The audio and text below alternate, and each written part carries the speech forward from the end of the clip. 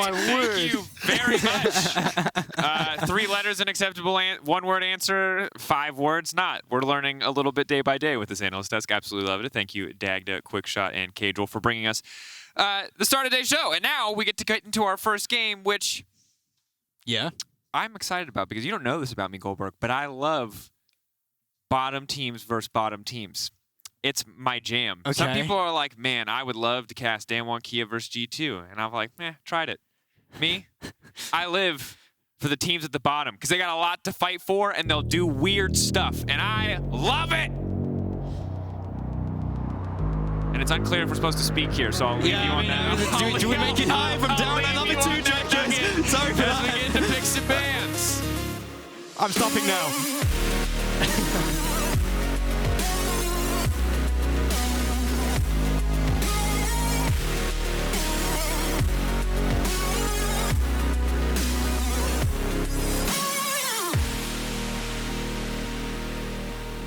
But yeah, I do completely agree, and the fact is, this game rather is actually a lot more important than it looks like on paper. The next 2 games we'll be having coming up here: Team BDS, SK Gaming, Astralis later versus XL. It's the bottom teams, top 4 right now. And right now it might not seem like a lot, but once we come towards playoffs, once we start looking back at the games, who was close, is tiebreakers implemented, these are the games you're looking back at. These are the games you need to win. So these games actually between these 2 teams are super high stakes. Absolutely. And sadly for both these teams, their seasons have started so difficultly that it feels like they have to start getting wins on the board. Now, admittedly, Team BDS is just a little bit ahead of SK Gaming in terms of overall standings, but let's take a look in now at the draft. Seeing Caitlyn, the LeBlanc, Lee Sin, pretty stock standard. TF Renekton on the opposite side. Nothing super personal, nothing super targeted, but gonna leave some picks open. Corki, LCK fans hate him. So do some LEC fans, and he is going to be banned away at this time. Yeah, yesterday we did see Cinkrof on towards the likes of the Diana. This time around, they go for a power move, blind picking the Ryze. It is a champion that we've recently started seeing a lot more of, and he does obviously bring you some great pressure on towards the mid game. Once you got the Realm Warp rotating around, once you got 2 points into that ultimate, it obviously works out for you a little bit better, but that does leave open a lot of power picks. You got the Jinx available for SK. You can pair it up with the Thresh if that's something you would like to. Historically though, SK Gaming usually pairs this AD cup with a AD carry up with a jungler here on 2 for Gilius, and that's a lot of power picks open and available as well. Okay, all I'm going to say is, just a quick note, we have seen Kalista J4 come back, and I'm a tiny bit sad that the iconic Kalista J4 bot lane from SK Gaming is not going to come out in the hands of Jezu and Treatz. Now, I think the Jinx is good, however. I like this because yesterday, didn't love the composition that SK Gaming put together. Jezu trying his hands on the Xayah. You can certainly see how that would be a powerful pick, but I like these scaling options, especially against 2 teams that have been a little bit up and down. Scaling feels like a surefire way for some safety in the mid to late game. Especially for SK, because now you got reliable carries to play for in the late game, and something SK has been lacking so far has been an easy way to the mid to late game. But once you can be stable with these champions you have now drafted for yourself, it does become a little bit easier. Though the adaptation on the side of BDS is that they want to be playing around with ground too, so locking in this Jayce up towards the top side with a minimal amount of counter picks available to you, unless you want to neutralize it with a Malphite, is a good power pick, or power response rather, for BDS. Jenax, of course, a man who loves to have counterpick on the top side of the map. We'll see what he wants to go for, if he wants to fight fire with fire and something a little bit squishier, or go for one of those safer counterpicks, the Malphite, as you highlighted. Certainly taking their time here, SK Gaming. The Graves coming through. Expecting that to be the Graves top lane for Jenax, so see how that matchup works out. And obviously Jayce, a little bit of range advantage there early on, but Smokescreen going to be huge value as we move into team fights, especially against a short-range champion like Ryze. Yeah, currently with SK Gaming draft, though, they do lack Engage, even though Thresh would be very nice pairing with the Jinx here just to save them with the Dark Passage. Not having any way for you to start up a team fight can become quite difficult, although you already have the scaling aspect. So it wouldn't surprise me to see BDS try and take away some of these engaging supports as well. Granted, BDS haven't picked the support themselves, so you are hurting your own champion pool at the same time. Sure. But that is just the price you have to pay when you prioritize the top side here. I'm expecting a facilitating bot side, at least from Team BDS, because it looks like they want to play for the top side, right? And interesting that the J4 is going to be the ban away here. I think just targeting Gilius a little bit. You heard Cinkrof not too concerned unless Gilius can pull, can go Super Saiyan, can pull out the God mode, or does something a little bit crazy. Neither of those things have come true so far this season, but we'll see if he wants to mix it up in any way. J4 definitely cover pick, taking that off the board. But the Thresh, wide open and available. Yuumi being banned away, interestingly enough, I guess, really not wanting to let Limit get attached to Cinkrof, NUCLEARINT, Adam, one of these major damage sources. So it seems like what SK Gaming is just going to be looking for is picking that jungler here on 4th, revealing the flex and the graves. I mean, either that or you forfeit the... Or you pick obviously your support here instead. But I feel like for SK Gaming, it'd be very nice if they could just get the counter pick for the support, have Jenax and Treatz to play for. It's something we've really been lacking, seeing them take control of the bot side. So what I would really like for SK Gaming is just say, all right, let's play with our hand open. We're going to reveal the flex, or just pick 2 champions that can be flexed into both lanes here. So both Wraith and Olaf right now can go top and jungle. So SK Gaming keeping that flex alive in the top jungle side, and then saving the support counter pick for potential bot lane to play for here. I like it from SK. I like saving that support counter pick, especially when Treatz has been such a huge clutch factor for this SK Gaming organization in the past. Would love to see him on something very engaged focused, but in this meta, you never know. A lot of viable range supports, and I love the lock-ins here from Team BDS. xMatty now set up to live on an island, just chill against the Jinx. Limit can play to bully out that lane with the Karma, or he can roam to set up some of these other more aggressive champions in the Jayce and the Ryze. Yeah, this is great. Gives you so much mobility to play around with as well, with the Mantra E from the Karma. Obviously, going in with the Ryze, you're very low range, but if you get that extra movement speed to play around with, all of a sudden, you can become a lot more dangerous. Locking in the Lulu here would be so pivotal, though, because you're not getting contested in the lane. Ezreal and Karma is not the kind of lane that can just pile on towards the Jinx, and even if they do, there's Polymorph, there's shielding, you can even go exhaust. So this should be free scaling from the SK bot lane, which is great. It's something we've been lacking away from them to safely get to the late game. Now on your bot side, you should have an availability for it. But where they need to be careful is BDS strength. It is the top side of the map. It's playing around with getting priority for the Ryze, moving it up towards the top side, and get Adam going on this Jayce.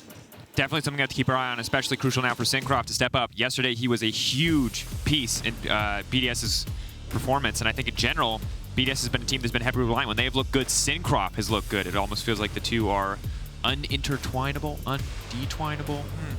Weird. Inseparable? English Harald. Inseparable. Thank you, Guldborg. Very good. Thank you. You're welcome. It's not often I can come in like this. I'm going to pretend that was a vocabulary test. It wasn't. I'm just bad at words right now. But maybe that doesn't matter. We are moments away from Team BDS versus SK Gaming, two very explosive compositions. Scaling on the bottom side for SK Gaming, safety on the bottom side for BDS, explosive power on the BDS top side. Well, a bit of explosive power and scaling on the side of SK Gaming. So we're just going to have to keep our eyes on both sides to see who comes out on top. Junglers in the early game going to be pivotal in this matchup. Two teams fighting it out at the bottom of the standings, looking to claw their way back up into a playoffs contention.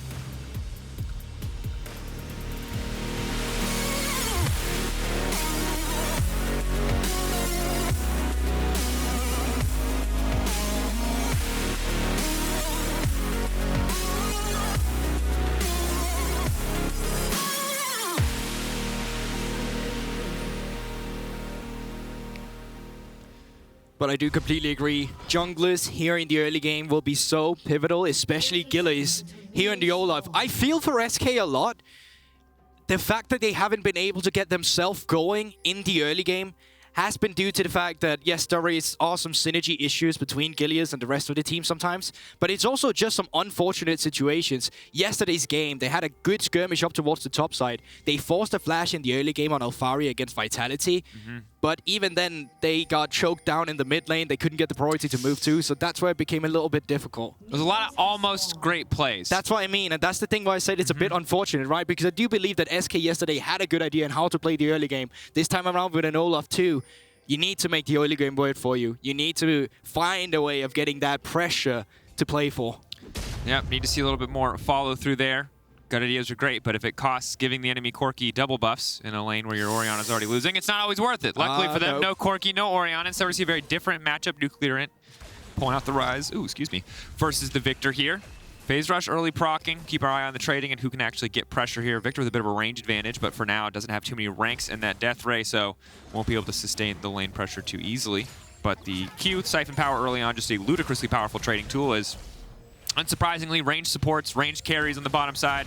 Just going to be a lot of poking back and forth. Yeah, how this lane should go between the two AD carries is just the waves being pushed back and forth. Normally, we would say, okay, the supports can get out and roam, though, but Enchanters doesn't always have the best roaming setup. Right now, there's not the best setup for your lanes either. If you're S or if you're BDS, obviously NUCLEARINT with his flash, E, get the root down with the W, would be something to play for, but even then, can be easy to get away from as Sertuss if you have a flash to follow. So they're not having that CC can be a little bit difficult. Junglers right now, Gilius pathing up towards the top side, Cinkrof pathing down towards the bot side. I think most of these junglers are just going to go for full clear, try and see if they can get their second clear going as fast as possible, and then after start looking for these objectives, because as an Olaf, Gilius, that first Drake, that's just going to be super important. But Cinkrof, having the intel on him, is actually just going to go in for a little invade here. He knows this is spotted. He knows Gilius is here, and I'm not actually too sure if he wins this level axe. 1. Good damage now coming in. Gilius leaping away.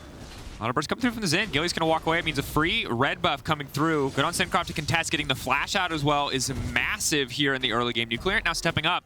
This is very aggressive. They're going to try to follow up. They're going to go for it. Huge aggression. But again, Gilius 2 charges of smite means he has enough health. Not quite to survive. The OG logo coming out. Well, if that isn't a flashback, respect to Cinkrof. And they're not done here because this is a wave stacked up by Adam. TP has to come out from the side of Sertuss. Now they can just back off. They spend another summoner spell of SK. And brilliant from the side of Cinkrof and NUCLEARINT. They got together for that play as a duo. Something we saw yesterday as well from BDS. But they continue to pressure on this time around.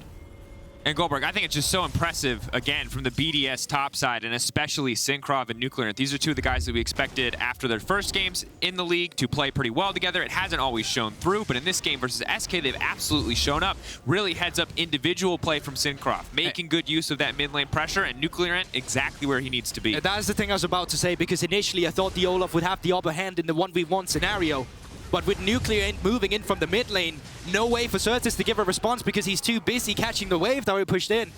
It's just super nicely done from BDS. They pick up on this early game. Yep. Big lead already, 600 gold. Definitely not going to feel bad. And Limit, we weren't sure if he was going to roam, but he's coming into mid lane.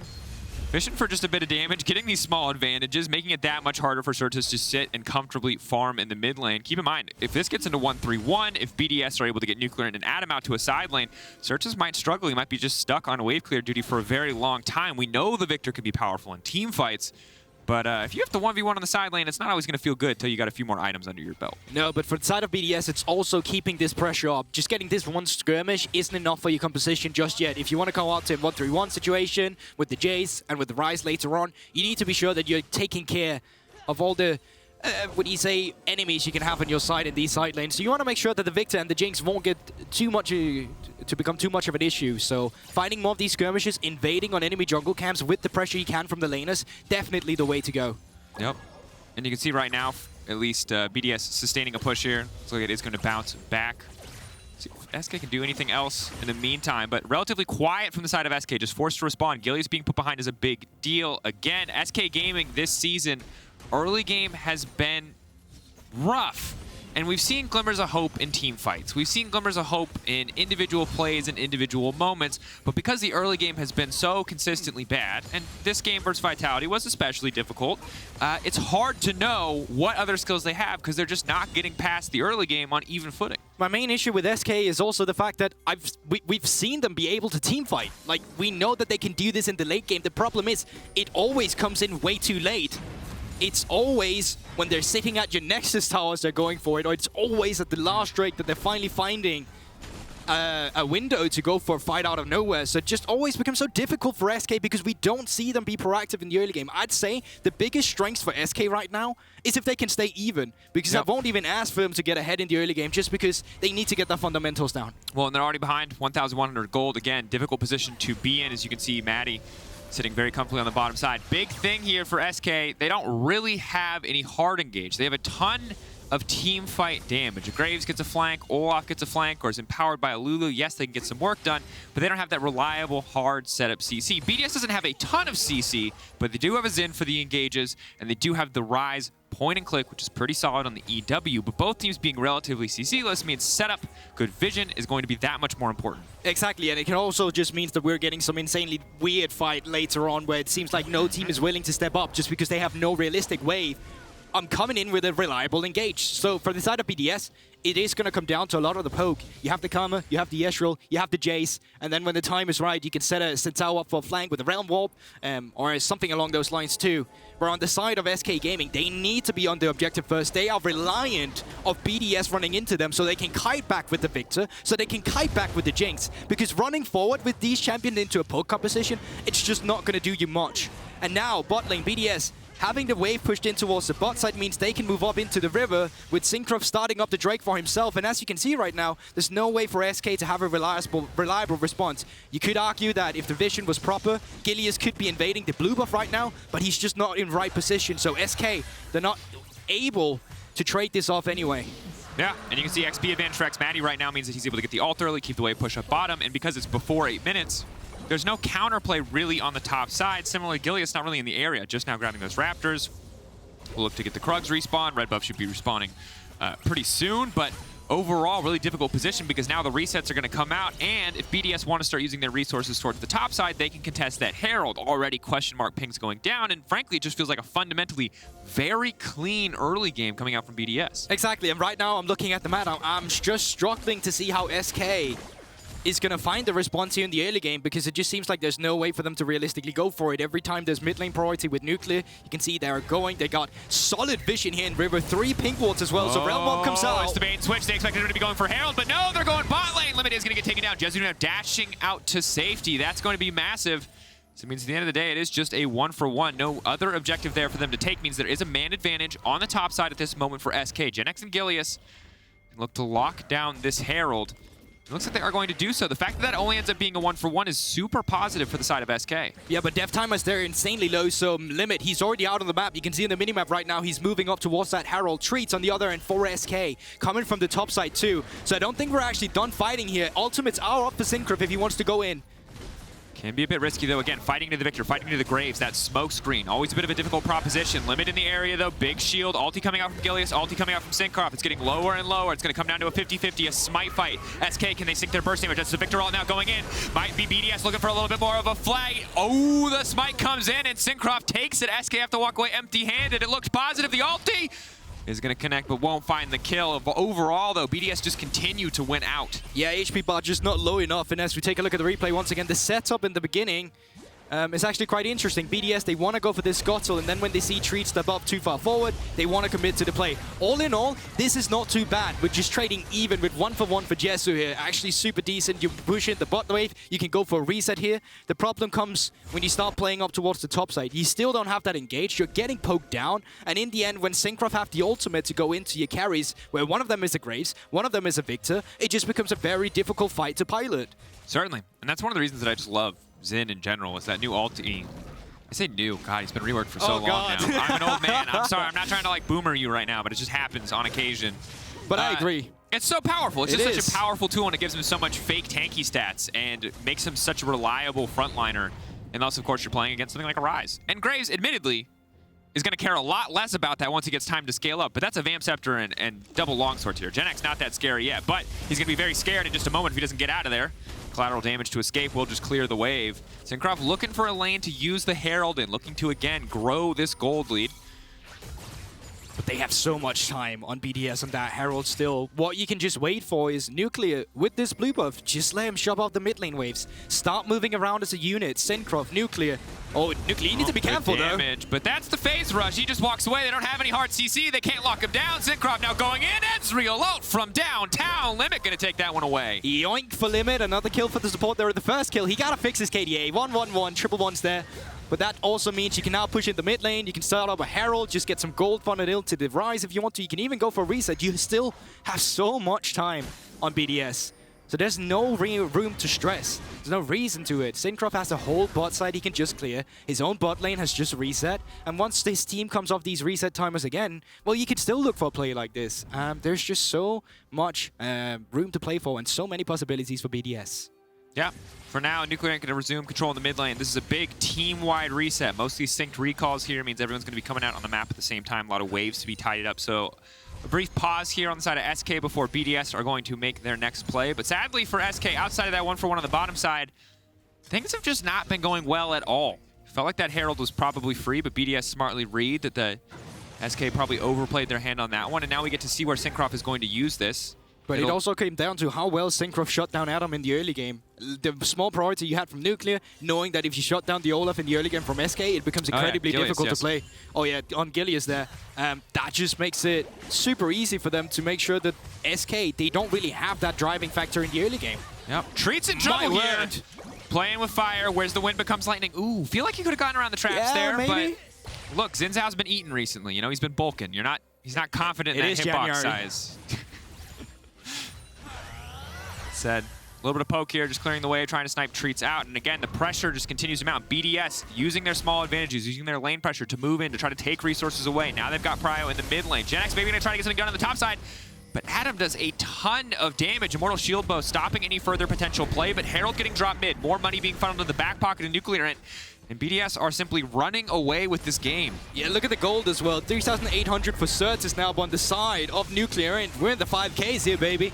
So opening up this mid lane turret is just going to make matters worse from the side of SK, because every time you're pushed in longer. It's going to take you one more extra wave in terms of time when you're pushing before you can respond to the roams that NUCLEARINT is going to be coming out with. And I really like the way BDS was setting that up. They baited SK into a blue buff fight, said, hey, if you want your blue buff, you're going to have to fight for it. Then when they came to fight for it, they were forced out of their mid lane. There's no way for them to get back, so they just had to go for the reset. So the attacks BDS are coming through with all the time are just separating SK, making sure that they cannot get anything in the game. No. And for SK, we'll look ahead to team fights, we'll look ahead to scaling, but it's still a long way off for now. BDS are in control of this game. And important to remember, stakes here are pretty high for both these teams. It is only week 3, but remember, both of these teams are pretty far down in the standings. SK Gaming and Astralis there are highlighted, but it's the team BDS and SK Gaming that we're talking about right now, 2-4 and the 1-5. Now for Team BDS, they're right next to Excel. Excel picking up Mickey. A lot of people think maybe they're going to be the surprise playoff contender. BDS, they beat SK, they start beating some of the teams around them. Maybe they too can make that ambitious run. But if SK lose here, they feel like they're down there with Astralis, where you're like, they can play upset, maybe there's a miracle, but you lose a lot of hope for any playoffs contention if SK drop a game against BDS here. It's also the fact that you're playing catch-up with Misfits and Vitality right now, and Vitality definitely on the uprising as well. So dropping games to people in the lower end of the standings is definitely not what you want to do if you want to look towards playoffs now. Treatz, Jezu are moving up towards this mid lane too, so maybe they can find a fight. Coming in, Wild Growth, now they're going to turn, but no damage going on to Cinkrof again. Xin Zhao ult, is it balance? More on that in the next fight. For now, it's looking like the answer is no. Well played by Cinkrof. SK able to walk away with their lives, but burning a lot of cooldowns there. Sertuss flash ulti coming out, flash ulti coming in from Treatz from downtown. Can he do it? Steal the cannon. He can steal 2 creeps, and that's what I like to see. xMatty, all the CS belongs to you, buddy. Follow the legacy of great AD carries. Yeah, take it, man. There's a reason he's sitting at 150 most CS in the game right now. Oh, never mind. Jenax just took it back. Well, he was close to, just because of that ultimate. Sure. But once again, it's the fact that SK, they can't respond back, Drakos. Every time BDS goes for something, they're the one winning out on the exchange. You can see Jezu, Treatz, they tried moving up towards the mid lane. They tried getting a pick onto Cinkrof. And they didn't get one, and because they left bot lane, they lost their bot side tower. So every time they're making a move, they're not getting anything. In fact, they're actually losing because of it. And Guldborg, I'm gonna be honest, the SK Gaming are good at team fighting thing. I believe it, I still do. I just don't. Hope is running out for getting to that stage of the game, because like Ryze is almost at Fimbulwinter. He's gonna be unkillable. He has phase rush, which means, yeah, if somehow he gets CC'd, reminder, there's none on the side of SK. They've got a lot of damage. They got a lot of range, too. Keep that in mind. The Jinx, the Viktor, tons of range. Absolutely outrange the Ryze. The Olaf and the Graves, however, do not. He can run circles around those champions.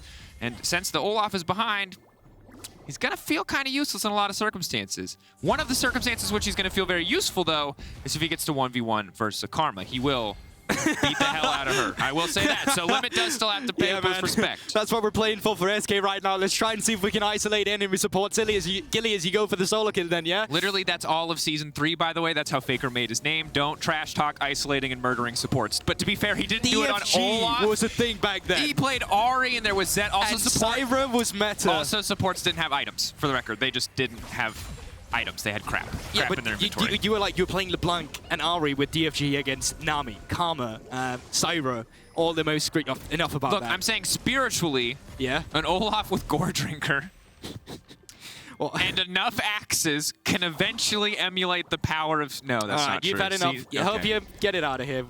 We need Reality Hammer back for this one. Reality Hammer is, it's a 4K gold deficit, it's 2 Drakes. Ultimately, it might come down to a single big team fight where SK, if they do not get vision control first, are going to have a very hard time winning because, again, they have no reliable CC, they have no reliable way to pull the trigger, and are entirely reliant on BDS opting to fight them. But there it is. It is. And it's sad to see for SK because it seems like they're coming in with like 60% of the right idea, and then the rest of the 40 is just where it starts to collapse. They've had nothing to play for this game, but now they're trying to find a pick. Well, yeah, okay, I guess that was it. The no CC thing and the hurting being them a little behind in bit. gold makes it very hard. And again, you can play a composition without CC. It's just that when you're behind, it makes it very hard to find picks, and picks are usually the easiest way to come back in a game where you're behind. That said, Trap's going down. SK trying to get some control over mid lane. We're already split into a 1-3-1 here, but you got 2 members barreling in on the top side from the side of SK. Sertuss and Jenax going to try to break a tower here, but already Adam just looking to cancel some recalls. He's going to back off, going to let Graves walk away here. Another Herald going to be used there, which is going to mean more gold over to NUCLEARINT. There's a TP coming in. There's a lot of members of BDS on the bottom side. Jenax has to be careful. Luckily, Graves' wave clear is ludicrous, so he's going to be fine on that one. But you can already see NUCLEARINT does big damage. He doesn't give a damn about that smoke screen. Minion line might not protect Jenax for much longer as the ghost comes out. Jenax isn't going to be the solo bolo. Clean flash away on the cube with the point and click. Makes it easy. Solo kill for NUCLEARINT. Yeah, NUCLEARINT has definitely been stepping up this week. He's been doing a phenomenal job in the mid lane fight. Continues. Big damage coming in. That's the Realm coming into the backside as well. Gilius going forward. Ryze going to go into the midst of the fight. They're going to take down Treatz. And it looks like they're going to get a little bit more as well. Gilius running limit, jumping forward like he has something other than a snare. But he forces another flash out in response. Rocket. Yeah. Not going to connect, and sadly, that was the silver lining for this Cloud. So now, SK are just getting hosed. Watch out, Drakos. Rocket's coming right next to you. And it goes wide. Once again, Drake will get picked up, though. And it's difficult because you can see it's desperation as well on the side of SK. With Jenax just trying to go for a solo play here. He picked up this Mythic, but NUCLEAR is so far ahead right now to the curve. Remember, he was funneled that mid lane turret in the beginning with all 5 plates. Yeah. Arguably, he did split it with his team, but still, he's just so far ahead. And the rest of the follow-up fight, Adam coming in for the river, splitting up Treatz, splitting up SK with Wilmore ready for Cinkrof and the rest of them to join. It's just difficult. Yeah, you just see SK kind of get herded there by the BDS lineup, get pushed back. And it's now 3 Drakes. It now feels like it's not a sure thing because we're 19 minutes into the game, almost 20 minutes into the game, folks. And there's always potential to outplay in a team fight. We saw it in Misfits versus G2 yesterday. Crazy stuff can happen in a game of League of Legends. But the odds were close-ish coming in today for expectations. But now the odds are very, very, very, very, very much in favor of BDS at this stage of the game. It is still a 5k gold lead, as you said. Bounties are a thing from the side of SK. How they'll pick them up, I'm not too sure just yet, because if you take a look at the lanes, they're struggling to push in bot side. Adam is taking care of it. Matty is standing in the mid lane, 1 versus 3. Matty is level 12. He has 2 items. He gets to ult and Q every wave before Jinx even gets to auto-attack the responding wave. Jezu can't walk forward. Treatz can't walk forward. No one can walk into NUCLEARINT. Some people maybe can walk into Adam, but then who else? What are they paying for it? This man's not afraid of the... They're arcane shifting forward, Drakos. Bro, they're not scared. They know even if they go for a fight, they'll probably still win it. Because there's hope and there's dream scenarios with team fights. But honestly, SK are like, xMatty, please just arcane shift into us. You might do it. Just get greedy, you know? That's the game plan at this point, guys. Just let's try and make him arcane shift forward. The Treatz, go out, you're bait. And that's even worth it. Like, sacrifice your poor little Lulu for a little shutdown. That's what you're chasing right now. You're chasing shutdowns. Dang. That's dark times for SK Gaming. Again, I want to call back to the expectations for this team coming in. It was hard to know 100% where they would end up. They could be anywhere from bottom of the table to middle of the pack. You have 2 incredibly historically clutch players on this lineup in Gilius and Treatz. Jezu felt like he was coming into his own. He was starting to become more and more of a reliable carry.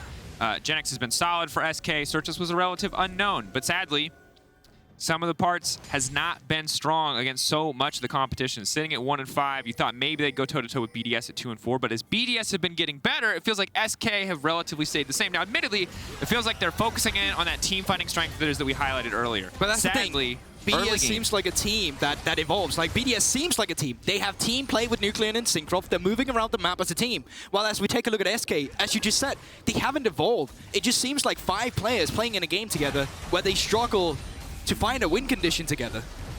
And it's hard. Gilius falling behind in the early game certainly cost him a lot, but Adam getting caught out, that's big, that's a start. This could be the fight that they're looking for. Gilius now running forward. Cinkrof trying to get a little bit more space with the ultimate. NUCLEARINT still incredibly powerful. SK have to be careful not to overstep here. Good damage on a Cinkrof. SK smell a little bit of blood in the water, but they can't get too greedy. That Ryze is very strong.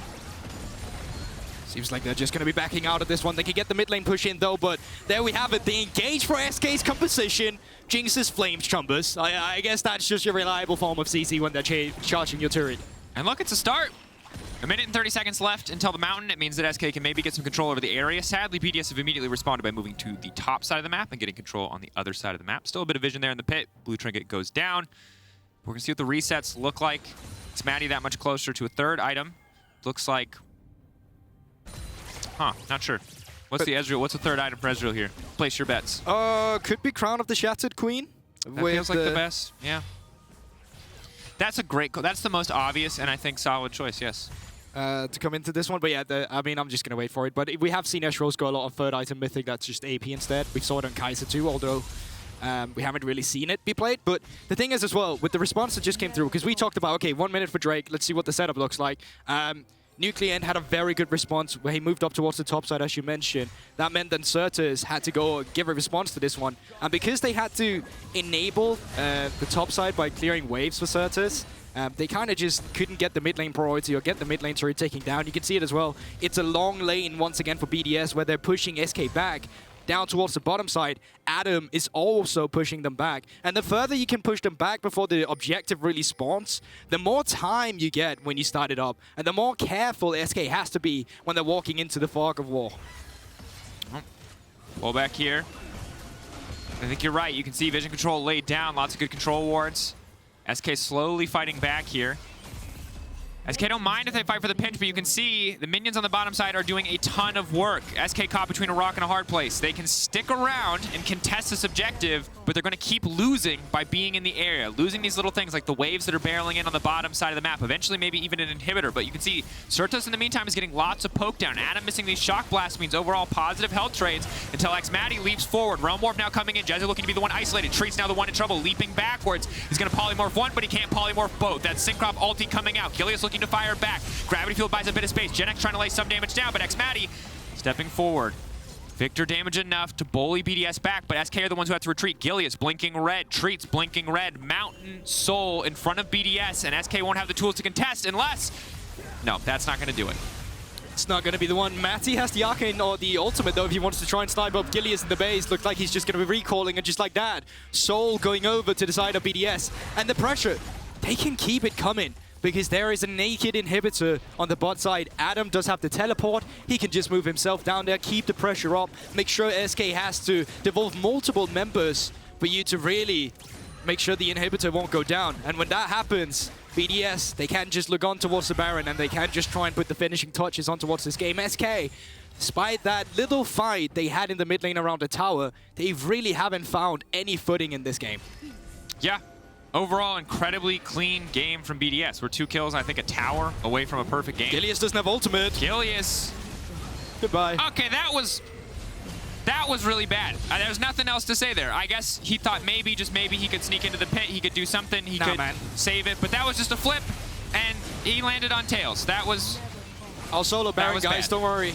No, you take a risk to contest. I think that's the theory there, but ultimately that was... That tells you right now as the audience the desperation that's coming through, the death ray, maybe the Hail Mary after Hail Mary that SK have thrown. But no, it's BDS with the Baron here. Jenax is going to get a tower back. Objective bounty is big there. And as predicted, Crown coming through for xMatty. But feels like we are now just waiting on the BDS victory lap. Slow, steady, controlled game from BDS against SK. Really feeling like they are a cut above. Yeah, you can see Matty even got the Potion of Wrath, I do believe it's called, to get that extra AP and AD. Just because they know they're going to be finishing out on these last pushes now in with the minion waves. You can get the mid lane priority. You got your Baron off minions up towards the top side. Gilius trying to clear them out with the axes. That's just not going to work, buddy. He's just and it's the thing, like, SK haven't played this game. Yeah. Like, they've not been given the chance by BDS, but they've also not pulled the trigger either. I mean, Olaf fell behind, and that made a lot of things very difficult. A behind Olaf, less useful than a behind Jarvan, which is saying a lot. And now, we're just kind of watching the slow, steady siege. BDS pushing in. Hugely important win for them again, being at 3 and 4. Excel will have to see how they fare against Astralis later today. If Astralis find the upset, BDS will push themselves above Excel into the running with so many other teams fighting for playoff spots. A lot can change in a single week here, especially when it is best of 1. But for right now, it looks like SK are down for the count. Surely the referee is just counting 1, 2, all the way to 10. And it's just a matter of whether or not SK can stand up and do anything, but for now, they are powerless. I thought they're going to continue with the Realm of Dom towards the bottom side, but it seems they just want to be methodical about it. Now that the super minions are respawning on the map as well, top pressure will be applied, mid pressure will be applied automatically by the super minions, and evidently they will just be able to try and put the finishing touches onto that bot lane inhibitor, and they should be able to finish it off. Although, I will say, we watched G2 yesterday. That was kind of like, oh, you were sieging up your last turrets. This is the last copium I'm trying to bring into the game, okay? Bro, no, we're done. Oh. As the copium's over. I'm with you, and I appreciate it, and I think that there is, because it's a game where people can make mistakes in a game where people can make heroic plays, but there just aren't a lot of heroic playmaking champions on the side of SK. There's no flash forward Cassio ult. There's no crazy J4 engages. It's true. It's Olaf Lulu. So if Gilius gains 3,000 health worth of stats here and another 200 damage, Lulu can speed him up and he can kill everybody. And that's great, but that is actually not how League of Legends works. So sadly, no matter how good SK push their buttons, they just don't have the right buttons to do anything in this context. Yeah, I was going to say, it's going to create a mistake where you're stepping forward to the chompers as well. Maybe Jezu finding it with 3 items on the Jinx now, but even then, you got this Zhao ultimate. You got the poke coming out from the Jayce and the Ezreal. They're just arcing shifting forward. Cinkrof going in. Goodbye to the AD carry. That's 1 damage source gone. Super minion wave coming in as well. 1 tower going to fall. NUCLEARINT just standing on the front line. 4 members of SK just walking back into the fountain. Maybe they can get a kill on NUCLEARINT. He steps back into the Graves damage. He's going to survive for now. Nexus going to fall. BDS up to 3 and 4. SK down to 2 and 6. A clean win from the side of BDS. Exactly. That's a very good side for BDS because they barely made any mistakes that game. You can argue they had like 1 overstep in the mid lane, but even then they're so far ahead that it just didn't matter. And I'm very impressed by Cinkrof and NUCLEARINT. I feel like these two coming together as a jungle mid duo is really refreshing, especially because what we saw in week 1 was just Cinkrof running around topside, making sure Adam was comfortable all the time. This time around, Cinkrof is making sure the team is comfortable. Matty, Limit, they're on weak side dealing with the Ezreal Karma. I just feel like from draft to gameplay to execution, BDS showed up and really showed there is a gap between these two teams. And certainly a step in the right direction. You heard Cinkrof talk a little bit about Gilius in his interview with Laure before the match was underway. Talked about, you know, hey, maybe he can pull off a miracle. Well, you definitely make that a lot more difficult when you invade him at level 3 and then kill him with the help of your mid laner. That single play felt like it snowballed the game in favor of BDS, and they kept that ball rolling the entire time. Key player of the game at LEC on Twitter. Cinkrof, NUCLEARINT, or Limit are your options. You can go either way, to be completely honest with you. And I hope that for the sake of BDS, this is a sign of more of what we can expect to see from them in these clean, coordinated early games. NUCLEARINT on Ryze, definitely looking solid, looking good. That said, SK need to see more in the weeks to come. Because we always say you're not out till you're out, but like, it really starts to feel like every game is do or die when you're this far behind, because don't worry, it's so they're playing hard to Astralis recover. next week, so Astralis versus SK. I mean, who's ready for that? I'm ready for that. No, you wanted the bad games. That is the... I was about to say a very bad word, but that is one of the better games to look out for. Can I That's sell? what I, yeah, I'm trying that's to sell what it I want. to you. Yeah, me too. That's what I want. I would really love that. No flame, guys. I just like, that's what I like. I It's a want little the best dark. of 5 I mean, of come on, that. they're in the Dream Crush bracket. Someone's dreams are getting crushed, but at the end of the day, Team BDS right now is the one crushing dreams because they're celebrating their first 2-0 week in the LEC history, and Laure's joined by Limit to talk about their wins. Thank you, Drakos, and Limit, thank you so much for joining me. First 2-0 for BDS in this LEC 2022. And, well, tell me about the results, the fact that you went 2-0 and the expectations you had in coming in this week. I mean, especially after the last week where we got stomped by Rogue, it was kind of a wake-up call, you know, like we had to get some stuff together. So for this week, we just decided to focus on the fundamentals. Grabs and Duffman did a really good job of like setting goals, and we just really focused towards them as a team. And I think it really showed, we got really important wins against the teams that we consider weaker than us. So it's a good morale boost and a good setting for next week. It was still early in the season, but I saw some of the players, especially on Twitter, saying that we have to win this week, we have to stay in contention for playoffs, even though you could have turned it around later on in the season. How hard is it to keep your hopes up, especially that early in the season, because nothing was lost for you guys, you could still bounce back? I mean, yeah, it was still pretty early, of course, but I guess you just need some wins you need something to base your hope on, right? And I guess the easiest way to get them was winning against Astralis and SK, right? The teams that are on the lower part of the standings. And now we can just continue riding that wave. Yeah, I really hope this was the confidence boost, at least you needed to go further in the season. Maybe a few words on the synergy you have with Maddie on the bot lane. You guys have been struggling a bit so far, but how is it going, and what's the steps for fixing the mistakes that you have been doing, maybe? I mean, yeah, as I said, we are quite critical, I guess, about it in scrims, in review. Like we focus on it. Especially, we had as I mentioned, the rogue game where we just collapsed on the basics, the fundamentals. We just lost the game because of that. So we had really had to drill it in. I think it already shows after a week of just actually focusing on it that we are in a much better spot as a bot lane and as a team in general. Yeah, and we can see the improvements indeed. I want to follow up on something you said earlier in the interview. You were mentioning Grabs and Duffman and what they've been able to bring you in terms of keeping the team spirit together, if that makes sense. Tell me what they've been teaching you so far with the experience they had with G2. I mean, it's for sure, you can feel the experience where they just talk about stuff, they went through this stuff a million times with G2, right? With the tournaments they played and stuff. So it's obviously we're very blessed to have them and help guide us on how to play the game. But of course, outside of the game, we just play games, we just hang around, we're friends, and that definitely helps a lot. Well, that's very nice to hear, and I hope this will be the beginning of a new journey and brighter days for Team BDS. Limit, thank you so much for the interview. Congrats on the 2-0. This week, we'll see you back in week 4, and we're going to take a short break now, but don't you go anywhere, because we'll be back in a couple minutes with more League of Legends as Astralis will face off against Excel. Stay tuned. Thank you. Bye-bye.